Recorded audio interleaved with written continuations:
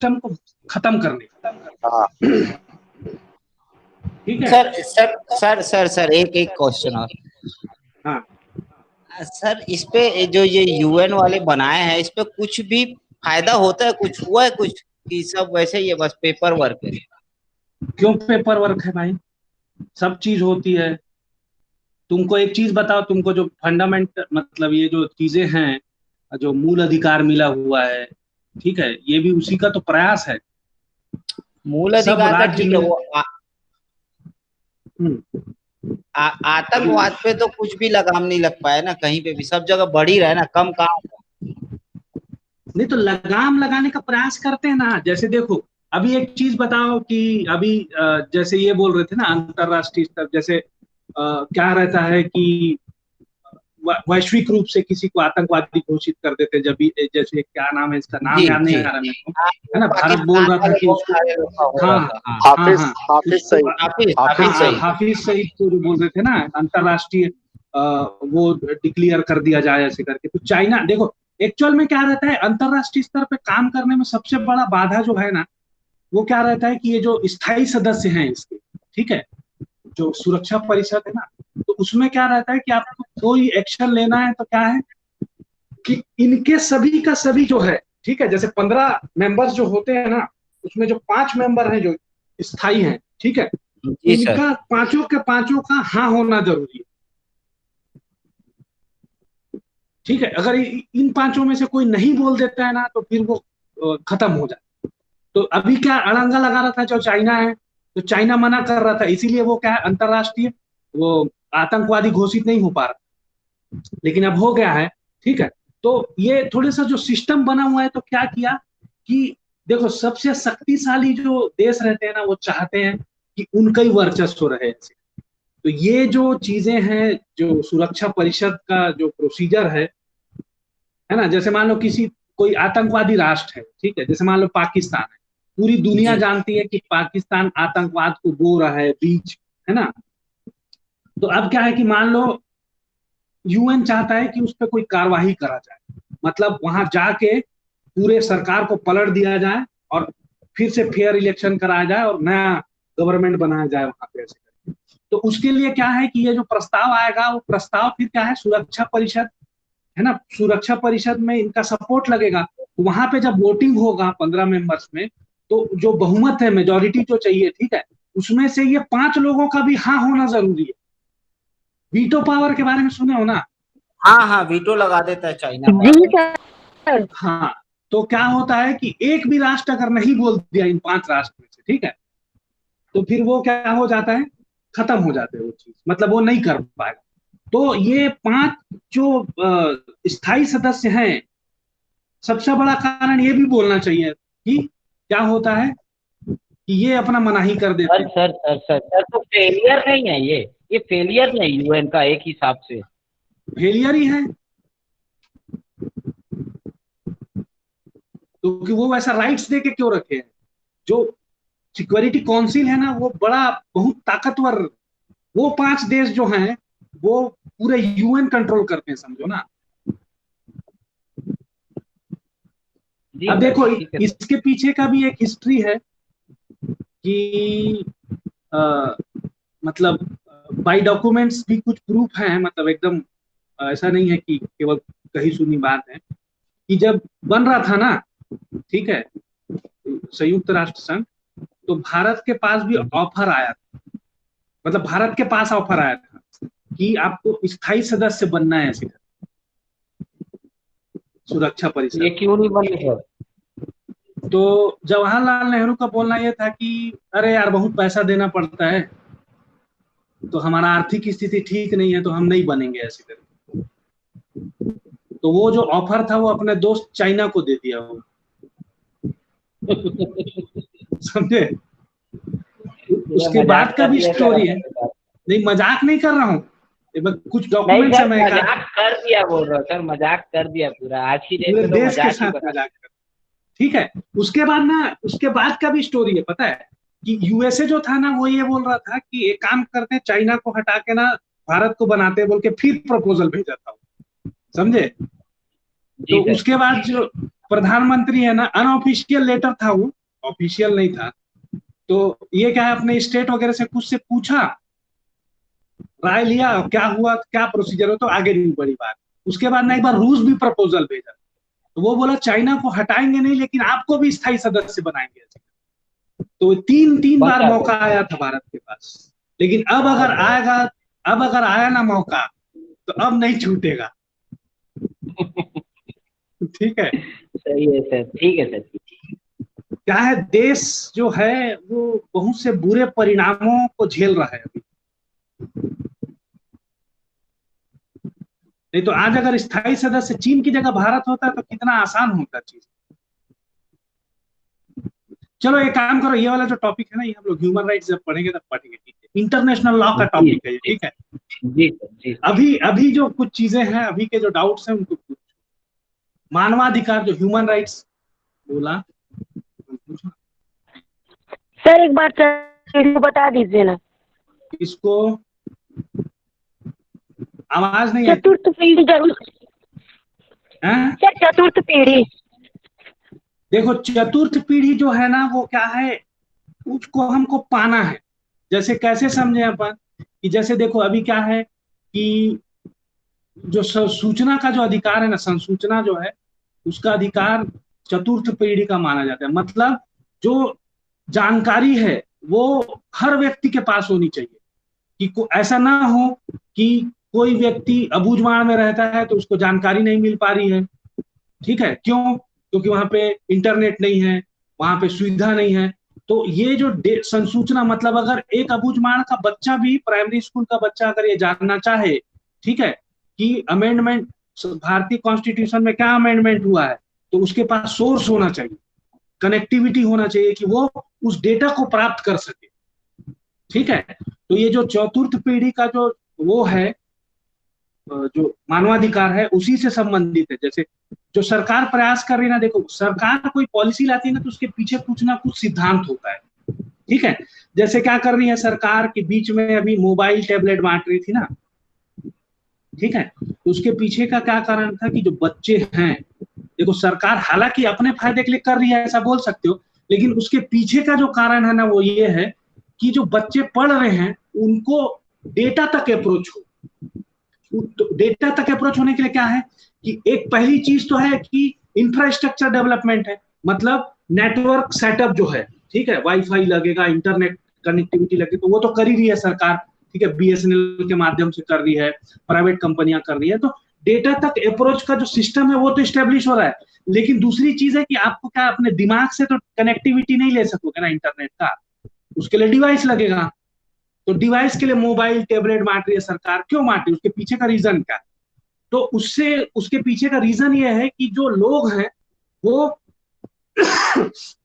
Internet connectivity के through data जो है, ठीक है, जो सूचना है, संसूचना है, उस तक उनका अप्रोच हो जाए सभी का, कि कोई भी आदमी भारत देश में ना छूटे, कि उसको संसूचना प्राप्त ना हो।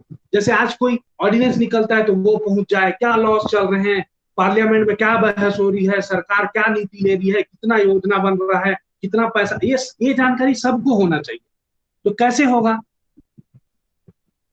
तो सबसे सरल माध्यम क्या है, इंटरनेट और डिवाइस। तो इसलिए देखोगे कि बच्चों को मोबाइल टैबलेट लैपटॉप बांटे गए, फिर उसके बाद मोबाइल भी बांटे गए। ठीक है,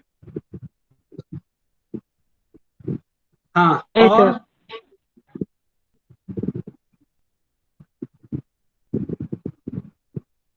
देखो ये पहले वाले सर स्लाइड में, हाँ सर मेरे को एक चीज बताओ ना, मार्क्सवादी सिद्धांत में ना थोड़ा सा इधर उधर हो गया था, थोड़ा बता दो ना उसको।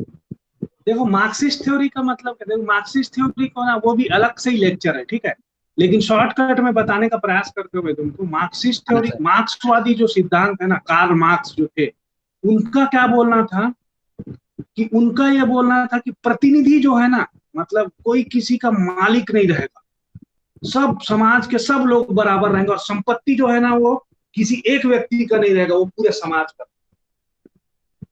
ठीक है, तो और कोई ऑर्गेनाइजेशन नहीं होगा, चुनाव नहीं होगा, सरकार नहीं होगी, एकदम जो स्तर है वो सब लोग बराबर होंगे, कोई मालिक नहीं, कोई नौकर नहीं, ठीक है, सब आदमी समाज के लिए काम करेंगे और जितनी भी संपत्ति, जितना धन है, जितना संसाधन है, वो सब का सब समाज का ही हो। ठीक है, तो अब यहाँ से मार्क्सवादी जो है ना, मार्क्सवादी जो सिद्धांत है वो एकदम आदर्श कल्पना है कि सब के सब लोग सरकार चला लेंगे क्या, मतलब सब पीएम बन जाए, सोच लो। नहीं सर, नहीं हो सकता है तो। नहीं हो सकता ना, तो ये एक आदर्शवादी कल्पना है, लेकिन इसको प्रैक्टिकली पॉसिबल करने का कैप है ना, तो प्रैक्टिकली जो क्या बोलना चाहिए तुमको, प्रैक्टिकल करने के लिए समाजवाद जो शब्द है, समाजवाद जो है ना, ठीक है, वो चीज आई। जैसे आप क्या नहीं है ना, तो जैसे आप रूस में देखोगे, ठीक है, तो रूस क्या था कि उसने जब शुरू में क्या किया कि देखो, मार्क्सिस्ट थ्योरी को मानना या फिर सोशलिस्ट थ्योरी को मानना कंप्लीटली जो है ना, एक बैलेंस का सिस्टम बना के प्रैक्टिकली पॉसिबल है। जैसे सोच के देखो कि अगर हमारा कंट्री ऐसे होता जो क्या था, एकदम समाजवादी, ठीक है, समाजवादी साम्यवादी अलग अलग चीज है ना, समाजवादी की बात कर, ठीक है, सोशलिस्ट, तो यहाँ पे मतलब देखो कि कोई भी व्यक्ति व्यापार नहीं कर सकता, मतलब एक भी कोई मोबाइल नेटवर्क कंपनी प्राइवेट नहीं होता, सब के सब गवर्नमेंट बॉडी होता, कोई भी फैक्ट्री प्राइवेट फैक्ट्री नहीं होता, हर फैक्ट्री सरकार का फैक्ट्री होता। ठीक है, तो अब मार्क्सवादी सिद्धांत है वो क्या बोलते हैं कि कोई प्रतिनिधि नहीं होगा, मतलब ऊपर नहीं होगा, कोई प्रभुताधारी नहीं होगा, कोई संप्रभु नहीं होगा, लेकिन आपको एक ऐसा कलेक्शन तो बनाना पड़ेगा ना जो इनको सबको ऑर्गेनाइज करेगा। तो प्रैक्टिकली इस चीज को जो मार्क्सिस्ट थ्योरी है, ठीक है, उसको जो प्रैक्टिकली जो फॉलो कर रहे हैं, जैसे रशिया है, चाइना है, तो यहाँ पे व्यक्तिगत अधिकार नहीं मिलेगा आपको। ठीक है, जैसे हमारे इंडिया में ना कोई भी मतलब हमको राइट टू फ्रीडम है, स्पीच बोलने का, कुछ भी बोल रहे हैं, सरकार के विरुद्ध बोल रहे हैं, तो ये सब चीजें नहीं चलती उधर। समाज सबसे बड़ा होता है, राष्ट्र सबसे बड़ा होता है, और जो भी धर्म होगा वो राष्ट्र का होगा, जो भी अधिकार होगा वो सामुदायिक रूप से होगा, किसी को कोई व्यक्तिगत अधिकार नहीं मिलेगा, मतलब आपका घर, आपका संपत्ति का अधिकार भी नहीं रहेगा। ऐसा तो बड़ा चैप्टर है एक्चुअली, कार्ल मार्क्स पढ़ना, मतलब एक आध दिन देखते हैं, नहीं तो वीडियो बनाएंगे उसको। तो सर इसका क्या बोलते हैं, प्रैक्टिकली चाइना और रशिया यूज करते हैं क्या इसको पूरा? मतलब हद तक करने का प्रयास करते हैं ना, प्रैक्टिकली जो हद तक हो सकता है। अब जैसे मार्क्सिस्ट थ्योरी ये बोलता है कि कोई प्रतिनिधि नहीं होगा, लेकिन वहां पे तो है ना प्रेसिडेंट। ठीक है, सरकार को कौन चलाए? हाँ, तो ये क्या है, कुछ मतलब प्रैक्टिकली जहां तक हो सके वहां तक प्रयास है। और कोई बच्चा देखो, ये पहली स्लाइड में कोई प्रॉब्लम है तुम लोग को? नो सर, बस सेकेंड स्लाइड। चीज नो सर। ये तो हम क्या क्या चीजें देखेंगे वो था है ना। ये स्लाइड है मेरी रॉबिन्सन जो है, इसके बारे में मैं डिटेल में भेज दूंगा आप लोग को। जी सर। ह्यूमन राइट्स जो यूनाइटेड नेशंस है उससे रिलेटेड। सर मैं उसको पूछने वाली थी, मैरी रॉबिन्सन क्या बोलती थी ऐसा करके। मेरी रॉबिन्सन का स्टेटमेंट ये था कि प्रत्येक व्यक्ति को उसकी मौलिक स्वतंत्रताओं की संरक्षा और उसे प्राप्त करने के लिए व्यक्तिगत एवं सामूहिक रूप से जो भी राष्ट्र जो है ना, राष्ट्रीय या अंतरराष्ट्रीय स्तर पर, तो अंतरराष्ट्रीय स्तर पर आपको जो अधिकार दिए गए हैं या राष्ट्रीय स्तर पर जैसे भारत में जो मिला है, यूनाइटेड नेशन से जो मिला है, ठीक है, तो ये जो व्यक्तिगत तौर पे या सामूहिक तौर पे, या तो आपको व्यक्तिगत रूप से दिया गया है या सामूहिक रूप से दिया गया है। क्यों दिया गया है? कि आप अपनी मौलिक स्वतंत्रताओं की संरक्षा कर सके या उसे प्राप्त कर सके। तो ऐसे सभी अधिकार जो है वो मानवाधिकार है। ठीक है, इसका स्टेटमेंट भी भेज देंगे अगर आपको चाहिए रहेगा। वैसे वीडियो देखेगा तो लिख सकते हैं नोट्स बना, है ना। फिर क्लासिफिकेशन में कितने हैं, तो प्रोफेसर लुई है ना, लुई बी सोहन करके है। अब प्रोनाउंसिएशन को देख लेना थोड़ा सा, लुई होना चाहिए मेरे ख्याल से, ठीक है, लुई बी सोन ऐसे करके। और फर्स्ट सेकेंड और थर्ड जनरेशन का बताया था, फोर्थ जनरेशन वाला मैं आपको बता दिया। मटेरियल ज्यादा नहीं मिलता है फोर्थ जनरेशन के बारे में, लेकिन ये पता होना चाहिए, ऐसा मत हो कि एकदम नया चीज हो जाए आपके लिए, है ना। सर सर हाँ, इसको फर्स्ट जनरेशन बताइए थोड़ा सा। क्या बोली? सर फर्स्ट जनरेशन बताइए थोड़ा सा, बोलिए। फर्स्ट जनरेशन में देखो, जैसे नागरिक जो सिविल राइट्स है और पॉलिटिकल राइट्स है ना, जैसे चुनाव लड़ना, ठीक है। और सिविल राइट्स में क्या मान लो, जैसे तुम राइट टू लाइफ है, ठीक है, तो ये सब सिविल राइट्स में है। जी सर। ठीक है, उसके बाद जो थियरीज देखे थे, तो नेचुरल लॉ है ना, नेचुरल लॉ थियरी है, थ्योरी ऑफ पॉजिटिविज्म है, मार्क्सवादी मार्क्सिस्ट थियरी है, थियरी बेस्ड ऑन जस्टिस है, ठीक है, थियरी बेस्ड ऑन डिग्निटी है, ये सब चीजें थी। उसके बाद देखो ये चीजें ना, देखो एकदम से तुम मैग्ना कार्टा बोलूंगा तो मैग्ना कार्टा क्या क्या होते पूरा डिटेल, मतलब ये पूरा टॉपिक है ना। एक्चुअल में जो मानवाधिकार है वो पूरा एक सब्जेक्ट है, जैसे कॉन्स्टिट्यूशन है वैसे ही तुम्हारा एक मानवाधिकार एक सब्जेक्ट है पूरा। तो यहाँ पे केवल क्या है कि आपको इसलिए बताया गया कि एकदम नया मत लगे, जैसे क्या रहता है कि अरे पहली बार सुन रहे हैं ये जो वर्ड्स है ना, ये सब चीजें मत आए बोल के आपको बताया गया थोड़ा थोड़ा, ठीक है। जहां जहां इनका संदर्भ आते जाएगा आपको बताते जाएंगे डिटेल में, ठीक है। मैग्ना कार्टा, पायना पत्र, इसको इंग्लिश में देखना पड़ेगा क्या बोलते हैं, बिल ऑफ राइट्स, ठीक है, फ्रेंच रिवॉल्यूशन, ठीक है, फ्रांस की क्रांति, फिर यूएसए में क्या हुआ, ये चीज था, है ना। देखते जाओ, कुछ डाउट आएगा तो पूछ लेना, है ना। उसके बाद देखो लीग ऑफ नेशंस, ठीक है, उससे पहले शांति स्थापना लीग बना, लीग ऑफ नेशंस बना, मतलब यूनाइटेड नेशन के पहले भी प्रयास हुआ था, ठीक है, मानवाधिकार अंतरराष्ट्रीय स्तर। फिर यूडीएचआर, फिर यूनाइटेड नेशन बना सेकेंड वर्ल्ड वॉर के बाद, ठीक है। उसके बाद क्या है, यूडीएचआर जो है, यूनिवर्सल डिक्लेरेशन, ये बहुत इंपॉर्टेंट है मानवाधिकार को समझने के लिए। और जब आप मूल अधिकार पढ़ोगे ना तो इनका बहुत वो आता है, संदर्भ आएगा, ठीक है। यूडीएचआर, तो आईसीसीपीआर, ठीक है, इसको शॉर्टकट में लिख लो, international covenant on civil and political rights, तो आईसीसीपीआर अंतरराष्ट्रीय नागरिक एवं राजनीतिक अधिकार पर संविधाएं, उसका फुल फॉर्म। फिर उसके बाद आर्थिक सामाजिक 1956 लिखना है ना सर इसको, है, 1956 लिखना है ना सर आईसीसीपीआर को।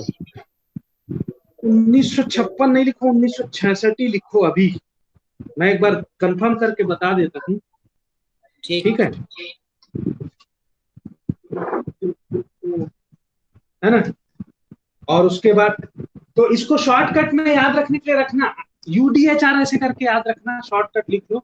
और इसको आईसीसीपीआर कर लेना, और आईसीईएससीआर,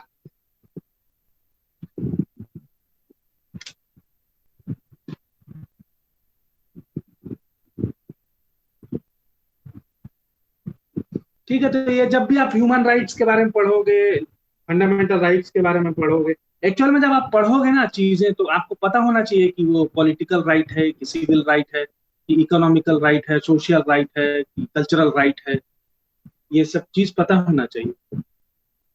तो और अगर आप अलग से क्लासिफिकेशन अपना खुद करना चाहो तो ऐसे भी कर सकते हो, सिविल राइट्स, पॉलिटिकल 1966 है राइट्स, सर। हाँ, economic, social and cultural rights, तो 5 प्रकार के राइट्स होते हैं, ठीक है। इसको भी अलग अलग करके लिख सकते हो, ठीक है। तो ये हो गया। अब नेक्स्ट वाले में देखते हैं। देखो जैसे मान लो आर्थिक, मतलब आर्थिक राइट्स जो है तुम्हारा, इकोनॉमिक राइट्स क्या हो सकता है, एक एक उदाहरण से याद रखने का प्रयास रखना, ठीक है। जैसे आर्थिक राइट्स क्या है, मतलब आपको काम मिलना चाहिए, ठीक है, समान कार्य के लिए समान वेतन मिलना चाहिए, तो ये सब आर्थिक अधिकार हो, ठीक है। सामाजिक अधिकार में क्या होगा, सामाजिक अधिकार में कि आप संघ बना सको, बैठक कर सको, ठीक है, लोगों से समागम मेल मिलाप कर सको, ये। सांस्कृतिक अधिकार मतलब आपका जो कल्चर है, ठीक है, वो बना के रख सको, आप अपने कल्चरल एक्टिविटी कर सको, खेल कूद में भाग लो, ठीक है। ये सब जो राइट्स है वो कल्चरल राइट्स है, ठीक है। देखो ऐसा बुक में कहीं अलग से दिया नहीं हुआ है, खोजोगे तो भी नहीं मिलेगा, लेकिन अगर आप अपना दिमाग लगाना चाहो तो ऐसा। ये और जो तुम्हारा अभी समय है, ठीक है, कन्वेंशंस बोलते हैं इसको, तो ये सब चीज है और बहुत सारे हैं, मतलब इतने ही हैं ऐसे नहीं है, लेकिन जो प्रमुख रूप से मानवाधिकार से रिलेटेड है वो कन्वेंशन। ठीक है। Yes sir. Okay sir, okay sir. और कोई डाउट है तो पूछो, और कल की क्लास और आज की क्लास का कोई डाउट है? नो सर, बस एक चीज जानना था सर, वीटो पावर क्या होता है, मतलब उसको थोड़ा सा बताइए ना। वीटो पावर का मतलब होता है नहीं बोलने का, निषेधाज्ञा, नहीं अच्छा ऐसे कर। सर, क्या आप बोलिए, आप इधर आवाज नहीं आ रही अच्छे से। क्या तुम्हारी आवाज नहीं है ज्योति? सर आप अभी जो समझाया ना उसको क्या बोले बोल रही हूँ। देखो वीटो पावर का मतलब होता है मना कर देना, ठीक है, तो वीटो पावर का मतलब, और उसके साथ साथ में क्या वो चीजें नहीं, जैसे पांच जो स्थायी सदस्य है ना सुरक्षा परिषद के, उनको उनके पास सबके पास वीटो पावर है। तो जैसे क्या है कि पूरी वो बाकी सभी 15 में से ना, 15 में से मान लो 14 लोग जो हैं उन लोग हाँ बोलते हैं, ठीक है, जैसे कोई मान लो पाकिस्तान में आक्रमण कर, ठीक है, तो अब ये प्रस्ताव गया, जो सिक्योरिटी काउंसिल है ना, उसमें पास होना चाहिए, तो 15 मान लो मेंबर है, उसमें से 14 लोग हाँ बोल रहे हैं और एक आदमी नहीं बोल रहा है। तो नहीं बोलने वाला अगर मान लो अस्थायी सदस्य है, ठीक है, सर तो ये अस्थायी स्थायी सदस्य, है, सर तुम ये लोग पहले स्थायी एक और चीज को अस्थायी सदस्य। क्लियर करने दिया करो ना, उसके बाद दूसरा क्वेश्चन पूछा करो, ठीक है। तो अब क्या है कि देखो जैसे 5 स्थायी सदस्य होते हैं और 10 अस्थायी सदस्य, ठीक है, तो स्थायी सदस्य का मतलब देखो, कई चीजें जो है ना एकदम आप अपने अपने पूर्व ज्ञान से समझ सकते हो कि उसका मतलब क्या होता है। स्थायी का मतलब होता है जिसको हटाया नहीं जा सकता, और स्थायी सदस्य का मतलब हुआ कि ऐसा सदस्य जिसको आप हटा नहीं सकते हो। तो ये 5 स्थायी सदस्य हैं जिनको हटाया ही नहीं जा सकता है, ठीक है। अगर इनको हटाना, जैसे चाइना को मान लो स्थायी सदस्य से हटाना है, तो पूरे का पूरा महासभा में हर व्यक्ति अगर एक साथ मिलकर बोलेगा तो ही हट सकता है। तो मतलब स्थायी सदस्य का मतलब है कि सदस्यता उनकी स्थायी तौर पे है, ठीक है, यस तो सर। ये एक चीज हो गई। और अस्थायी सदस्य का मतलब है कि हर 2 साल के लिए या 5 साल, मेरे ख्याल से 2 साल के लिए रहता है, ठीक है, तो 2 साल के लिए ही वो सदस्य रहते हैं, हाँ फिर इलेक्शन होता है, फिर आते हैं सब रिप्रेजेंटेटिव जो रहते हैं उनके। तो यहाँ पे ना 5 और 10 का अगर चीजें हैं, ठीक है, तो 10 में से, अब देखो 5 में से अगर मान लो पाकिस्तान में आक्रमण करना है, और ये 15 में से क्या है कि 5 लोग स्थायी हैं उन लोग हाँ बोले, और 10 में से मान लो 5 लोग नहीं बोलते, एक यस सर। आदमी नहीं बोल दिया, तो वो पास हो जाएगा, आक्रमण कर दिया जाएगा ऐसे करके। लेकिन वीटो पावर का मतलब यहाँ पे होता है कि वो 5 में से अगर चाइना ये बोलता है नहीं, और बाकी इसके 4 लोग हाँ बोल रहे हैं और 10 लोग भी हाँ बोल रहे हैं, तो भी वो काम नहीं हो, तो ये है पावर, वीटो पावर, ठीक है। अच्छा, मतलब कोई भी यदि एक एक भी बोल देता है नहीं बोल के तो वो चीजें नहीं होगा। कोई भी हटा देना चाहिए सर। नहीं, स्थायी सदस्य का सदस्यता वाला राष्ट्र, और जी वीटो सर। पावर केवल इन 5 देशों को है, ठीक है, तो सर एक तो हटा यूएसए देना है, चाहिए सर, इसका इसका दूसरा फुल चाइना विरोध है, करना चाहिए। ठीक है, रूस है, पहला क्या है सर? यूएसए, ठीक है, हम्म। दूसरा चाइना है ना, चीन, तीसरा रसिया, रूस, हाँ, चौथा फ्रांस, चौथा फ्रांस। और 5वां इंग्लैंड है, ठीक यस है। सर। जी सर। और वीटो पावर वाली जो चीजें है ना, वो हमारे इंडियन कॉन्स्टिट्यूशन में भी थी। वो 1935 का जो एक्ट था, उसमें जो गवर्नर जनरल था उसको वीटो पावर मिला था। तो वो आज जी सर। हमारे प्रेसिडेंट को वीटो पावर वो कैंसिल हो गया। आज के टाइम में प्रेसिडेंट के तौर पर अगर वीटो पावर का यूज करता है तो वो है प्रेसिडेंट ऑफ यूएसए, ठीक है, उसको मिला वीटो पावर। वो किसी भी बिल को रोक सकता है, वहीं पे खत्म कर सकता है। जबकि हमारे में कैसा है कि प्रेसिडेंट के पास कोई भी जब बिल जाता है साइन होने के लिए, तो उसमें वो यस वापस भेज सकता है उसको एक बार ना, मना नहीं कर सकता एकदम एक बार में। एक बार सिर्फ वापस भेजने का अधिकार है, खत्म करने का अधिकार नहीं है। तो वीटो पावर होता है निषेधाधिकार, मना करना किसी भी चीज। जी सर। और एक बीच में पूछे थे यूएन का चीजें लागू होती है कि नहीं होती है, तो उसके लिए एक चीज बता रहा हूँ कि यूएन का एक स्टॉकहोम हुआ था कॉन्फ्रेंस, ठीक है। तो उसमें एनवायरमेंट से रिलेटेड चीजों पे जो डिस्कशन हुआ, उसी के आधार पे हमारा जो कॉन्स्टिट्यूशन है उसमें 48A और 51A जी में जोड़ा गया, ठीक है। जिसके तहत क्या बोलते, फिर आपका उसी के तहत फिर हमारा जो संसद है उसमें जो साइन किया था स्टॉकहोम एक्सचेंज उसमें कॉन्फ्रेंस में, उसके तहत उन्होंने एनवायरमेंट लॉ को यहाँ पे शुरुआत किया, और जितने भी एनवायरमेंट लॉ के एक्ट बने हैं वो सब आए हैं हमारे सर ये उसी के तहत। मानवाधिकार भी तो, मानवाधिकार अधिनियम जो है ना, हाँ, मानव अधिकार अधिनियम भी उसी के तहत आया है, जो हाँ, ICCPR और ये CPR वो सब हुआ था, ठीक है। तो वो यूएन देखो, जो कॉन्स्टिट्यूशन डेवलपमेंट में देखोगे तो बहुत सारी चीजें यूएन के क्या बोलते कॉन्फ्रेंसेस से ही आई है। तो जो ह्यूमन राइट्स और ये एनवायरमेंट लॉ है, ये तो बहुत ही इंपॉर्टेंट थिंग है। इसके पहले भारत में ऐसा था ही नहीं कि अलग से ह्यूमन राइट्स के लिए लॉ बनाए, अलग से एनवायरमेंट के लिए लॉ बनाए, ठीक है। और समय समय पे जो भी उनका कॉन्फ्रेंस होता है तो उससे कोई नई चीज आती है तो फिर उसमें जो एक्ट बने हुए उसमें अमेंड कर देते हैं, कुछ नई चीजें ले आते हैं। Yes sir.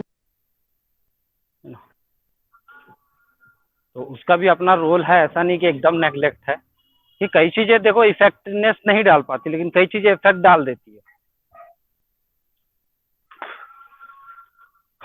और पूछो।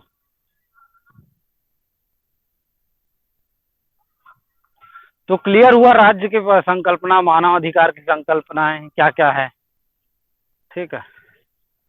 Yes sir. अगर ये सब सारी चीजें समझ आ गई होगी तो कल सर हम लोग ये पढ़ेंगे क्या, 13 पढ़ लेंगे कल, अल्पीकरण करने वाली विधियां के बारे में।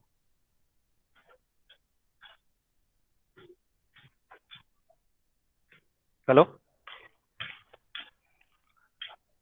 एक बार स्टेट को भी डिटेल में पढ़ लेंगे एक बार, परसों हिस्ट्री पढ़ने पढ़ेंगे वाले थे ना सर? हैं। सर राज्य का वो इतिहास वगैरह मतलब वो पहले का पढ़ने वाले थे ना कल? आज ये पढ़े ना, ये भी तो जरूरी था, कल पढ़ेंगे स्टेट। यस। हाँ सर। अरे मेरे को एक चीज बताओ, तुम अगर मानवाधिकारी नहीं समझ रहे तो मूल अधिकार कहाँ से समझ पाओ? Yes sir. हाँ सर।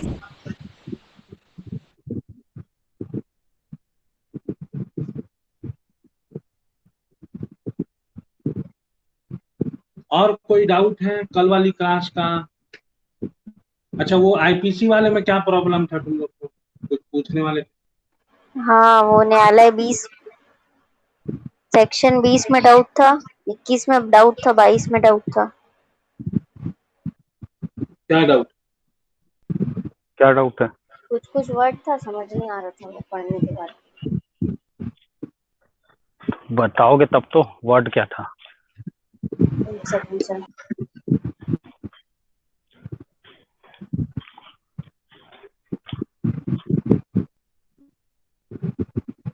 सर उसमें जो सेक्शन 20 है वो डाउट था, और 21 का जो छठवा वाला था उसमें सशक्त मतलब और परिरोध का मतलब नहीं, सातवां वाला वो डाउट था। अरे तो वर्ड बोलो ना भाई, अभी है नहीं ना बेयर एक्ट, वर्ड बताओ ना, क्या क्या वर्ड में दिखता था उसको बताओ। ठीक है सर, ये न्यायालय का मतलब एक बार और समझा दीजिए ना। न्यायालय शब्द उस हाँ। न्यायाधीश का जिसे अकेले ही को न्यायिक कार्य करने के लिए विधि द्वारा सशक्त किया गया हो, या उस न्यायाधीश निकाय का जिसे एक निकाय के रूप में न्यायिक कार्य करने के लिए विधि द्वारा सशक्त किया गया हो, जबकि ऐसा न्यायाधीश या न्यायाधीश निकाय न्यायिक कार्य कर रहा हो, घोतक है। अरे न्यायाधीश की डिफिनेशन दी गई है कि न्यायाधीश कौन होगा, वो जो न्यायिक कार्य करेगा, या उसका कोई निकाय, मतलब उसके जो और भी अन्य न्यायाधीशों को मिलकर जो संघ बनता है, ठीक है, ग्रुप बनता है, उनको मिला के कोई भी न्यायिक कार्य करेंगे तो उनको न्यायाधीश बोला जाएगा। और उसके वो फिर आगे जो दिया गया है न्यायालय कि उस लोग जहाँ बैठेंगे उसको न्यायालय बोला जाएगा, वो इमारत या बिल्डिंग को नहीं, उस स्थान को बोला जाएगा। और तभी बोला जाएगा जब ये न्यायाधीश या एक न्यायाधीश या अन्य न्यायाधीश मिलके कोई न्यायिक कार्य को करते रहे, ठीक है। और जी ऐसा करने के लिए वो किसी द्वारा, विधि द्वारा उनको ये अधिकार मिला होना चाहिए। इसमें भी वही है, न्यायाधीश वही व्यक्ति होगा जो किसी विधि के द्वारा बनाया गया है, ठीक है। कोई ऐसे कोई भी व्यक्ति को न्यायाधीश नहीं बोला जाएगा। और वो न्यायिक कार्य कर रहा हो, अब न्यायिक कार्य में क्या है, किसी का विचारण करना, किसी को दंड देना, ठीक है, तो ये सारे कामों को करने वाला व्यक्ति न्यायाधीश कहलाएगा, ये बोला है। ठीक है। और दिलीप साहब तो बताए थे इसको बहुत अच्छे से, और वीडियो देख लेना इसका। और क्या पूछे? लोक सेवक का, लोक सेवक में क्या पूछा? सदोष परिरोध। तो सदोष परिरोध को कल हम लोग अच्छे से पढ़ेंगे, वो अलग से दिया